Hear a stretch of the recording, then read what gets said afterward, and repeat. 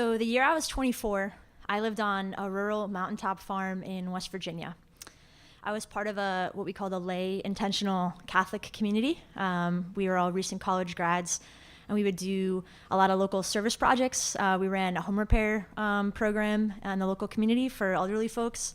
So I did a lot of painting of bathrooms, and I got really good at installing outdoor carpet, like the fuzzy green stuff, so people won't slip. And we would also host high school and college groups for what we called alternative break service trips. So instead of going to like Cancun or Fort Lauderdale, they would come to West Virginia and do service projects with us. And we were also part of this local group in the nearest town, Alderson, called the Alderson Ministerial Alliance. And it was this coalition of nonprofits and churches that would do different things in the community and outreach. And one of the places they did a lot of outreach was the local federal women's prison, the Alderson Women's Prison. And we went to an outreach meeting for the first time, and we didn't really know what we were going to be able to do to help out. And the warden says, you know, we used to have like outside groups play the women in softball. And I was like, oh, it just so happens I was an all-star in softball in high school. So cool. And I'm like, and we have a group coming from Loyola University in Chicago in a few weeks. And he was like, let's try to set it up. So I called Loyola. All of us who lived at the farm had gone there, so that was our connection. And I told them about it, and they were like, yeah, let's do it. You know, we're actually only bringing women on the trip, so this works out great. So a few weeks went by, and they came to the farm for their week, and I'd asked them to bring their own softball gloves with them. They brought 2, which should have been a warning to me. And we played catch, and I was hitting them ground balls like out in the field, and I was like, this is going to be so chill. We're not even going to keep score. It's just like a friendly thing. And so the next day, we went into town to the prison, and we had to go through this little security room where they check, make sure you don't have any contraband or whatnot. And then they put us in a van to take us across campus. And I say campus because minimum security prisons kind of look like community colleges. They have these squat buildings and green space, and people are kind of walking around freely. And the guard who was driving us said, the women are really excited that you're here. I was like, yeah, we're psyched to be here. He said, it's been a really long time since they've had an outside team come to play here, never mind a college softball team. And I was like, oh no, they're not like the college softball team. They're just college students. It's not like a team. And he looked at me kind of confused in the rearview mirror, but continued. He's like, yeah, they usually just play each other in the league. And I was like, oh, there's a league here? And he's like, yeah. He's like, you're playing the all-star team tonight. And I was like, the all-star team? And at this point, the dozen co-eds I have in the back of the van are just glued to the windows. This was pre-Orange is the New Black, so there was no mainstream cultural touchstone for what a women's prison looked like. So they are kind of looking, and then they kind of turn to me because they've heard this, and they have this look of fear and betrayal on their faces. And I repeat again to the guard, kind of laughing, it was did you say all-star team? And he looks at me dead in the eyes in the rearview mirror and says, yes, ma'am.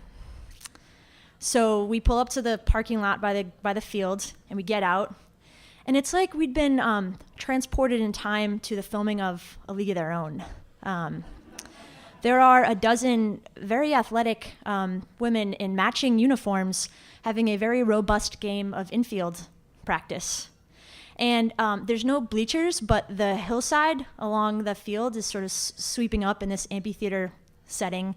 And there's already dozens and dozens of women who've come to watch their prison softball team play the visiting college team from Chicago.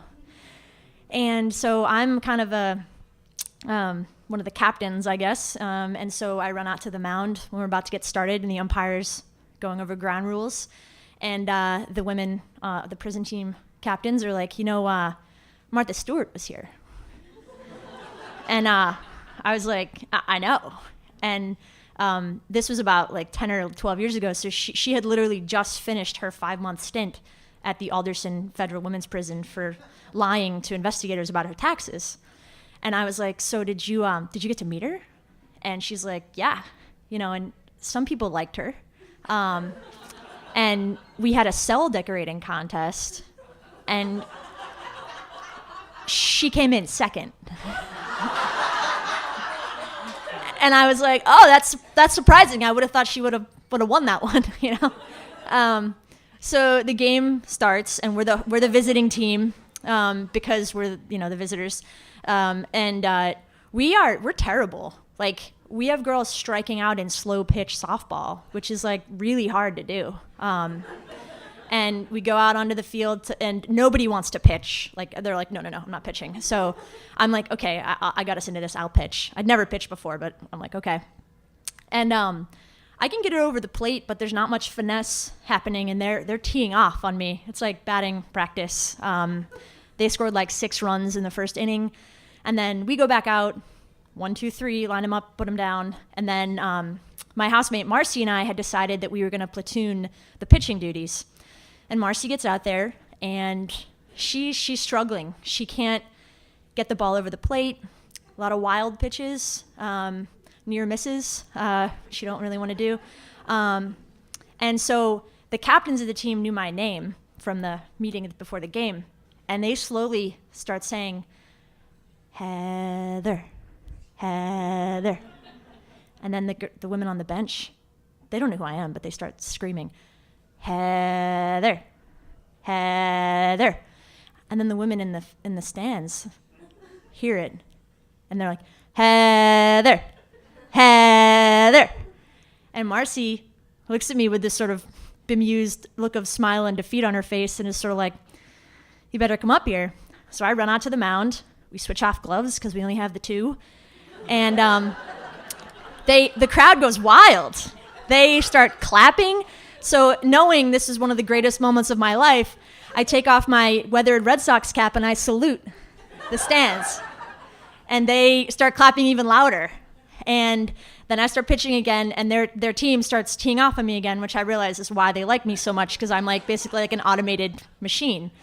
And so the game ends, and I think the final score was like 28-4, because they like pretended to drop the ball a couple times and let us like score some runs. And so we go back to our side of the field, to the visitors bench, and it's really weird because at the end of any game I've ever played, you get to kind of go through the line and tap gloves and say like good game, like Little League style. But we couldn't do that because we weren't allowed to touch the prisoners.